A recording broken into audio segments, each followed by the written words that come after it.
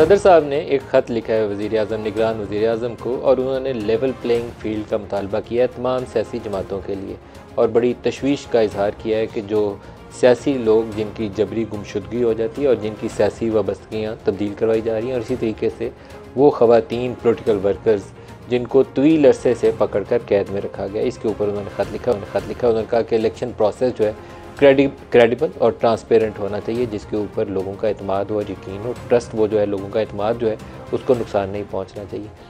ख़त का जो लुबेलबाब अगर कहें कि लेवल प्लेइंग फील्ड और ट्रांसपेरेंट और क्रेडिबल इलेक्शन प्रोसेस होना चाहिए, तो वहाँ तक बात ठीक है, लेकिन सदर साहब के इस ख़त का कोई नतीजा निकलेगा तो मेरे ख़्याल में सिफ़र नतीजा निकलेगा। सदर साहब ने हो सकता है कि अपनी पार्टी को, जो इनके ऊपर दबाव मौजूद है कि सदर साहब इफ़ेक्टिवली ज़्यादा मौसर रोल अदा करें, उसको पेश नज़र रखते हुए वो ख़त लिखा, और उन्होंने उमर अयूब के लिखे हुए ख़त को साथ लफ़ किया उसी अपने लेटर के, और वो प्राइम मिनिस्टर साहब को भेज दिया। अब होगा क्या, ये हम सब जानते हैं कि जो सूरत हाल है इस वक्त उस तरफ जा रही है जो 2018 के इंतखाबात से पहले हमें बड़ा क्लियरली नज़र आ रहा था कि पूरा एक सिस्टम सपोर्ट कर रहा है उस वक्त पाकिस्तान तहरीक इंसाफ की हुकूमत बनने के अमल को।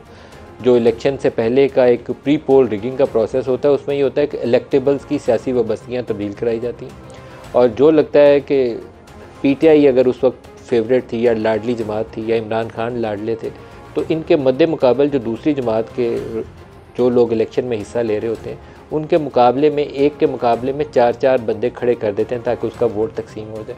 और फिर पोलिंग डे के ऊपर अगर सारा कुछ भी ठीक हो, वोटिंग में कुछ गड़बड़ नहीं हो, तो काउंटिंग के टाइम के ऊपर डबल स्टैंपिंग, ये एक नया फिनोमेना 2013 और 18 दो दफ़ा आजमाया जा चुका है पाकिस्तान में। तो रिजेक्टेड वोट्स की तादाद डबल स्टैंपिंग की वजह से वो जो विनर और लूज़र के डिफरेंस, जीतने वाले और हारने वाले का जो विक्ट्री मार्जिन है, उससे ज़्यादा रिजेक्टेड वोट्स की तादाद होती है।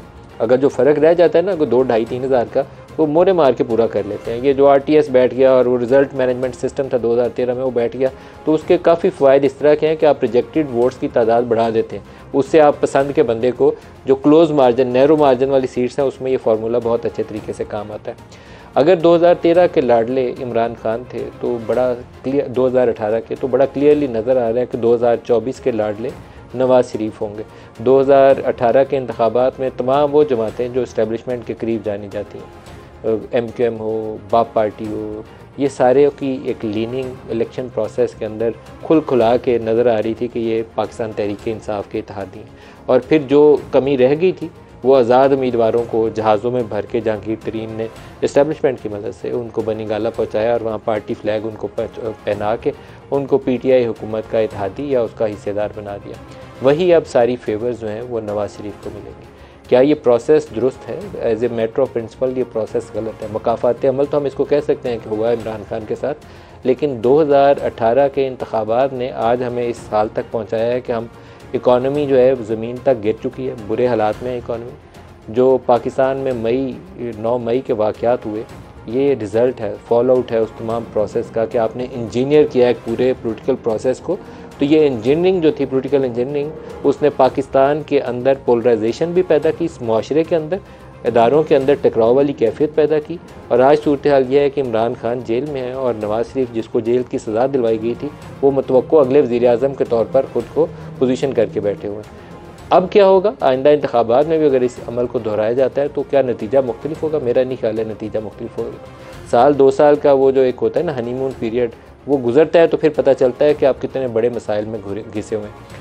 यही काम 2018 के बाद में हुआ था, सेम पेज 2-2.5 साल तो वो ढंडोरा पीटते रहे सेम पेज का, लेकिन जैसे ही वो सेम पेज फटा तो उसके बाद उस सेम पेज की कोई 170 के ऊपर भी कोई लोग ये इकट्ठे नहीं थे। तो ये हाल दोबारा भी ऐसे ही होगा, तो बहुत बेहतर होगा कि इंतखाबी अमल जो है उसके ऊपर लोगों का भरोसा हो, काबिल एतमाद प्रोसेस हो। आज के प्रोग्राम में इसको डिस्कस करेंगे कैसे किया जा सकता है कि इंतखाबी अमल जो है वो एक लोगों को साफ नज़र आए, उन्हें ये नज़र आए कि उन्होंने जिसको वोट डाला है उसी के नतीजे में वो लोग जीते हैं या हारे हैं। ये ना हो कि वो जीतता उन्हें कोई एक बंदा नज़र आ रहा हो, लेकिन रात की जैसे ही स्याही जो है वो गहरी हो तो उसके बाद नताइज तब्दील हो और सुबह कोई और बंदा जीते। ये काम नहीं होना चाहिए। डबल स्टैंपिंग वाला फार्मूला उसने हमें बहुत डबो दिया है, सियासी एतबार से भी और माशरती एतबार से भी उससे निकलना पड़ेगा। जो शुरका है आज हमारे साथ इस गुफ्तगू में, शाहनवाज रांझा साहब हैं, सीनियर रहनुमा है PMLN से, हसन मुर्तज़ा साहब हैं पाकिस्तान पीपल्स पार्टी से, और महमूद मौलवी साहब हैं, सीनियर रहनुमा हैं आप इस्तेकाम पाकिस्तान पार्टी के। सबको खुशामदीद कहते हैं प्रोग्राम में। रांझा साहब, आपकी जमात जो है उसने बहुत सियासी उतार चढ़ाव देखे हैं, मोहब्बतें भी देखी हैं इस्टेब्लिशमेंट के साथ और मुश्किलें भी देखी हैं अटक किले वाली। आप क्यों नहीं इस प्रोसेस को बेहतर बना के आगे चलाते? देखिए नदीम साहब, हम तो और मैं बल्कि अपनी जमात में और काफ़ी ज़्यादा हमारे अब सब लोग जो हैं वो इस प्रोसेस की जो ट्रांसपेरेंसी है उसको हम चाहते हैं कि ये इंटैक्ट हो, और ये जो ट्रांसपेरेंसी है इसको हम इस हद तक इंश्योर करें कि जो कॉन्फिडेंस लेवल है इन द कमिंग इलेक्शन, जिस तरह आप फरमा रहे हैं, वो बिल्कुल मेंटेन होना चाहिए। अब ये काम जो है बेसिकली तो ये इलेक्शन कमीशन ने करना है। अब सबसे बड़ा अलमिया मुल्क के साथ ये हुआ है, और मुझे अफसोस होता है, और ये अलमिया सिर्फ मुल्क के साथ नहीं हुआ, ये पॉलिटिकल पार्टीज़ के साथ भी हुआ है, कि जो 9 मई के जो असरात हैं वो तहरीक इंसाफ पे इस तरह से गिरे हैं कि उनका पूरा स्ट्रक्चर कोलैप्स कर गया। इलेक्शन का उससे कोई ताल्लुक नहीं है। आज भी तहरीक इंसाफ को छोड़ चुके हैं और प्रेस कॉन्फ्रेंस करके उन्होंने कहा कि हमारा 9 मई से कोई ताल्लुक नहीं है। वो लोग आज भी इलेक्शन प्रोसेस में, वो लोग आज भी अपने लिए उनको एक किस्म का लेवल प्लेइंग फील्ड मिला हुआ है कॉन्स्टिट्यूंसीज में। मैं खुद कॉन्स्टिट्यूंसी में हूँ, और मेरे डिस्ट्रिक्ट में काफ़ी लोगों ने अपने आप को डिसोसिएट किया 9 मई से, और वो लोग जो है वो अपना इलेक्शन जो है उसी तरह से कैंपेन भी कर रहे हैं। और मतलब लेवल प्लेइंग फील्ड मिलेगी अगर PTI छोड़ दें। वैसे हमारा उनसे इख्तलाफ ये है, हम ये कहते हैं कि अगर किसी ने जेन्युइन 9 मई की है उसकी प्रेस कॉन्फ्रेंस में उसको छोड़ना नहीं चाहिए। ये मेरा एक वैसे है, क्योंकि ये एक बुरा ट्रेंड बनेगा कि आपके पास सबूत भी हैं और उसने किया भी है और वो इन्वॉल्व भी है और वो प्रेस कॉन्फ्रेंस कर दी है, तो नहीं, फिर कानून का जो सिस्टम है सजा जदा करें, लेकिन जो नहीं है उसको बेशक तंग ना करें और उसको लेवल प्लेइंग फील्ड दें, क्योंकि जो ट्रेंड सेट हुआ है 9 मई का वो नहीं होना चाहिए मुस्तकबिल में। ये एक मेरी सोच है। बाकी और उनको मिला हुआ है नदीम साहब, मैं खुद आपको बता रहा हूँ, मैं कई अपने उधर सरगोदा में जो PTI लोग छोड़ चुके हैं उनको उनके वो दफ्तरों में भी जा रहे हैं, वो लोगों की हेल्प भी कर रहे हैं। PTI छोड़ चुके हैं वो तो अच्छे बच्चे हो गए ना, तो फिर लेवल प्लेइंग फील्ड PTI की तो ना हुई ना। लेवल प्लेइंग फील्ड नहीं है, लेवल प्लेइंग 9 मई वालों के लिए नहीं है। बात ये PTI छोड़ दें तो फिर है। देखिए 9 मई में इन्वॉल्व नहीं है ना।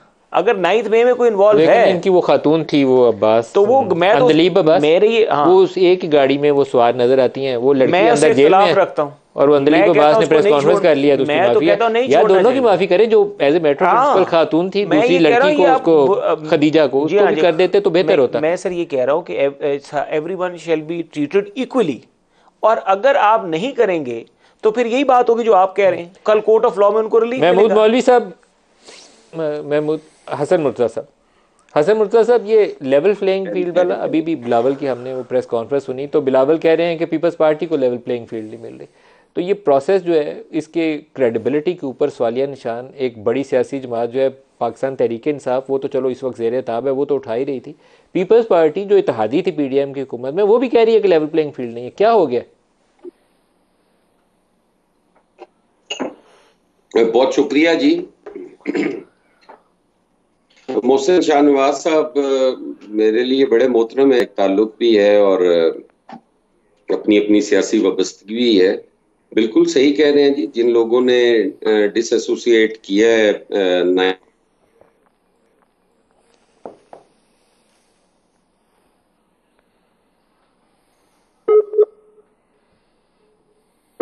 आवाज नहीं आ रही।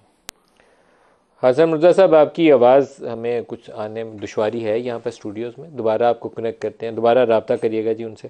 रांझा साहब, इस वक्त नवाज़ शरीफ को एक लीडरशिप रोल दिखाना चाहिए, सिर्फ इसलिए नहीं कि उन्हें कोई PTI से मोहब्बत हो गई है या पीपल्स पार्टी की जो शिकायत है इनसे कोई दिली लगाव पैदा हो गया, इसलिए कि इस प्रोसेस के ज़रिए जो सेटअप बनेगा उसके ऊपर सबका भरोसा कायम रहे। यही जमहूरियत है, ट्रांसपेरेंसी हो, क्रेडिबल हो, उनको किरदार अदा करना चाहिए।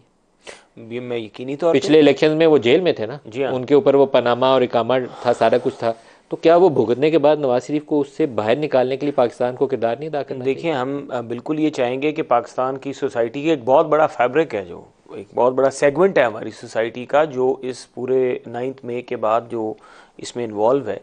लेकिन ऐसे भी कई लोग हैं जो एक अपनी डेमोक्रेसी और अपनी एक फ्रीडम ऑफ स्पीच का एक जायज़ इस्तेमाल करते हुए कॉन्स्टिट्यूशन के मुताबिक जो हमारे आइन की जितनी जो लिमिट्स हैं, इजाज़त है, ये नहीं कि जाके किसी की तस्वीरें काली करने शुरू कर दें और तोड़ फोड़ शुरू कर दें, आग लगाना शुरू कर दें, उनकी नहीं हम बात करते। जो ऐसे लोग हैं जो पुरअमन हैं और बिलीव करते हैं तामीरी सियासत में, उनको बिल्कुल सपोर्ट करना चाहिए। और मियाँ साहब, मैं नवाज शरीफ साहब को, मुझे पता है कि नवाज शरीफ साहब ने पहले अगर ऑल पार्टीज़ कॉन्फ्रेंस की थी तो Nawaz Sharif for the better of Pakistan वो आज नहीं तो कल इस प्रोसेस में ज़रूर जाएंगे, बिकॉज नोइंग नवाज शरीफ, उन्होंने माजी में भी जब भी पाकिस्तान किसी क्राइसिस का शिकार हुआ तो उन्होंने तमाम पॉलिटिकल पार्टीज़ को एक प्लेटफॉर्म पे इकट्ठा किया। एबटाबाद वाले इंसिडेंट के बाद उन्होंने तमाम पार्टीज़ की कॉन्फ्रेंस कॉल की और इमरान खान के घर खुद चले भी गए पाकिस्तान के लिए। तो मेरा ये ख्याल है कि नवाज शरीफ साहब, कुछ ऐसे जराइम है जिनकी नवाज शरीफ साहब के पास नहीं है मामलात, वो तो अदालतों के पास है और एज़ पर लॉ जाना है। लेकिन जो वैसे एक हमें टॉलरेंट इन्वायरमेंट बनाने की ज़रूरत है कि टॉलरेंस प्रिवेल करे सियासी प्रोसेस में, उसके लिए मैं यकीन रखता हूँ नवाज शरीफ साहब अपना रोल प्ले करें। लेकिन जो सियासी वर्कर्स हैं ना, आपके पॉलिटिकल वर्कर्स जेलों में, जैसे कुछ ख़वातीन वर्कर्स हैं पीटीआई की, या कुछ और लोग हैं, या वो लोग हैं जिनकी जेल में जाने के बाद प्रेस कॉन्फ्रेंस सामने आती है, उनके लिए अगर नरम गोशा पैदा किया जाए ना, रियासत उनको माफ़ करे और आगे बढ़ने की पॉलिसी अपनाए, तो उससे ये जो माशरे के अंदर एक पोलराइजेशन है ना, उसमें बड़े पैमाने पर कमी आएगी। उनको लगेगा कि we are part of the system.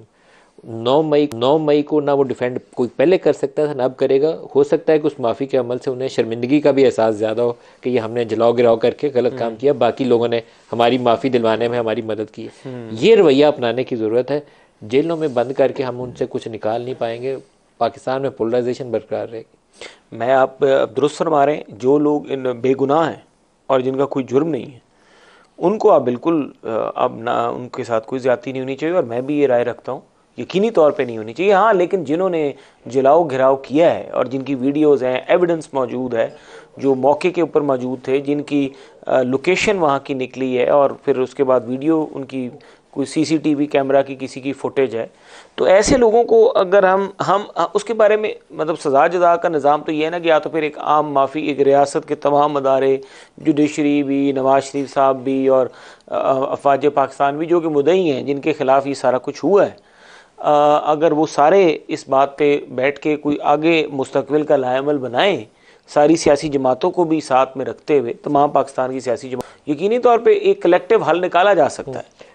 Mahmood मौलवी साहब, जो सदर साहब का ख़त है निगरान वज़ीर आज़म को, वो कहते हैं कि लेवल प्लेइंग फील्ड होनी चाहिए, इलेक्शन प्रोसेस क्रेडिबल होना चाहिए, और ये जो सियासी वाबस्तगियाँ जबरी गुमशुदगी के बाद तब्दील करवाई जा रही हैं, ये अमल रुकना चाहिए। और ख़वातीन वर्कर्स के ऊपर उनकी जो लंबी अरेस्ट है, वो उसके ऊपर भी उन्होंने तशवीश का इजहार किया।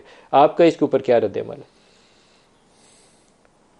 देखिए, इसके ऊपर रद्द-ए-अमल ये है कि मैं ये कहूँगा कि जी बिल्कुल वो नौजवान बच्चे जो कि जैसे अभी आप ही कह रहे थे, जो एक्चुअली इन्वॉल्व नहीं है, उनको तो माफ़ी दे देनी चाहिए, मगर उन लोगों को सज़ा देनी चाहिए जिन्होंने इन बच्चों को प्रवोक किया।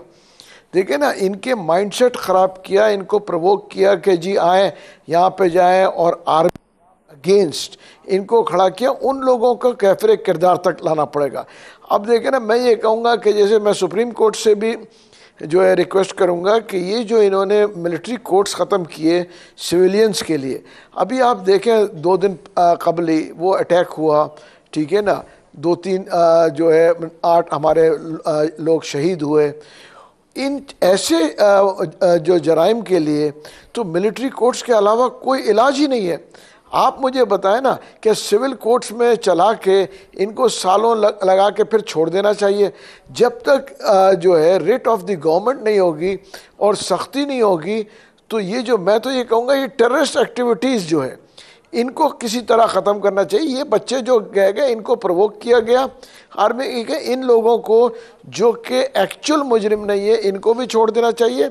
और उन लेडीज़ को भी मैं कहूँगा, उनके ऊपर भी जो है रिलीज़ देना चाहिए, उनको रिलीफ, ताकि उसकी वजह कि लोगों को ये पता पड़े कि वो जो लोग थे वो एक्चुअली इन्वॉल्व नहीं थे।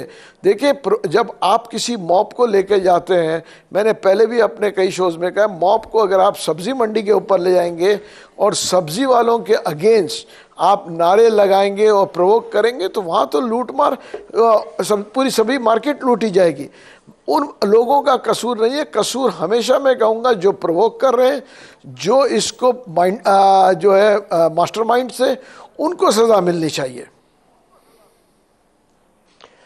क्या तरीका ये नफरत की फिजा खत्म करने के लिए क्या रोल अदा करना चाहिए? क्या कोई सियासी सतह पर डायलॉग से हल निकलेगा? क्या करना चाहिए? फोरम क्या होगा? देखिए डायलॉग ही होगा, एंड हमेशा डायलॉग होता है। यही जो इमरान खान थे जो कहते थे मैं किसी से बात नहीं करूंगा, मैं पीपल्स पार्टी चोर और PMLN चोर, सब मैं ही एक साहूकार हूं। आज आप देखें ना, वो खुद बात करने को तैयार है। आज उसकी वजह है कि एंड ऑफ द डे हर आदमी को बड़ी बड़ी जंगें होती हैं, उसके बाद भी टेबल पे आना पड़ता है।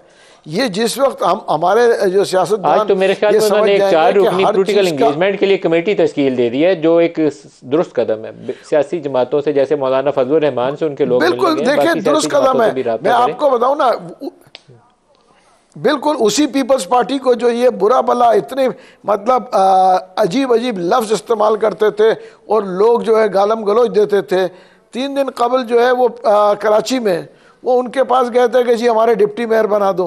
तो देखिए ये चीज़ें अब इनको रियलाइज़ हो रही है कि सबके साथ मिल के चलना पड़ेगा। आइसोलेशन में जो है ना दुनिया नहीं चलती है।